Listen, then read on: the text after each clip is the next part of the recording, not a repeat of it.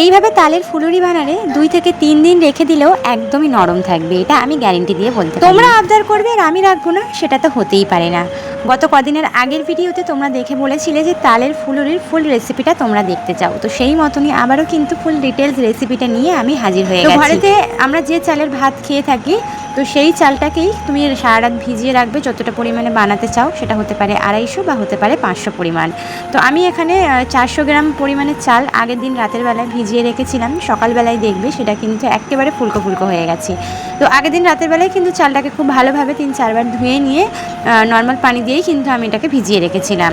তো সেই ভেজানো চালটাকে সকালবেলায় যখন তুমি ফুলুরি বানাবে, মিক্সার মেশিনে অল্প অল্প একটু একটু পানি দিয়ে সেটাকে ব্লেন্ড করে নিতে হবে, মানে একদমই সফট মিহি পেস্ট করে নিতে হবে। সামান্য একটু দানা দানা থাকলে কোনো সমস্যা নেই, এটা কিন্তু খেতে আরও ভালো লাগবে, তাই আমি একটু দানা দানা রেখে দিয়েছি। এখানে একটা হাঁড়ির মধ্যে আমি নিয়ে নিয়েছি ব্লেন্ড করে রাখা চাল, আর সেই চালের ওপরে আমি দিয়ে দিলাম আগে থেকে বার করে রাখা তালের কাঁধ, তারপরে দিয়ে দিলাম কোরানো নারকেল, স্বাদ মতো চিনি, যেরকম মিষ্টি তুমি খেতে চাও সেরকম আমি চিনি দিয়ে দিলাম, স্বাদ মতো লবণ। মিষ্টি জিনিসে অবশ্যই লবণের ব্যবহার করবে, এতে কিন্তু স্বাদটা অনেক বেশি বেড়ে যায়। তো প্রথমে এটাকে খুব ভালোভাবে চামচের মাধ্যমে এটাকে গুলিয়ে নিচ্ছি, আর তারপরে পরিমাণ মতো ময়দা দেবো। আসলে এটা একটু পাতলা হবে, যেহেতু চালের মধ্যে আমরা পানি ব্যবহার করেছিলাম।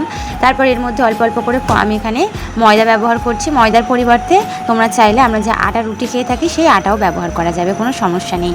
তো এখানে কিন্তু অল্প অল্প করে আটা বা ময়দা তোমরা যেটাই দিতে চাও দেবে। আমি এখানে ময়দা দিয়েছি, দিয়ে খুব ভালোভাবে আবারও কিন্তু এটাকে ফেটিয়ে নিচ্ছি। আর একটা পাত্রে পানি নেবে, পানি নেওয়ার পর তুমি যখন এই ব্লেন্ডটা সামান্য একটুখানি দেবে, দেখবে এক জায়গায় দলা পাকিয়ে আছে, তাহলেই মনে করবে তোমাদের কিন্তু গোলানো একেবারেই কমপ্লিট হয়ে গিয়েছে, যেমনটা আমি তোমাদেরকে দেখিয়ে দিলাম। তো ব্যাস, আর কিছু করার দরকার নেই। কড়াইতে তেল গরম করো, লো টু মিডিয়াম ফ্লেমে এটা ভাজতে হবে, খুব হাই ফ্লেমে ভাজা যাবে না, তাহলে উপর থেকে তো কালার এসে যাবে, তবে ভিতরে কিন্তু কাঁচা থেকে যাবে। তাই এরা আর কি তেলের উপরে ছাড়বে, তারপরে গ্যাসের ফ্লেমটা একটু মিডিয়াম করে দেবে, দিয়ে হালকা পাতলা করে উল্টে পাল্টে এদিক ওদিক করে গোল্ডেন ব্রাউন করে ভেজে নিলেই তৈরি হয়ে যাবে দুর্দান্ত স্বাদের তালের ফুলুরি। তো এখানে কিন্তু তোমরা চাইলে তালের ফুলুরির মধ্যে একটু মৌরিও ব্যবহার করতে পারো, যেহেতু আমার মৌরিটা শেষ হয়ে গেছে তাই আমি আর দিতে পারি। এভাবে কিন্তু ভেজে নিয়ে গরম গরম তোমরা এটাকে খেতে পারবে।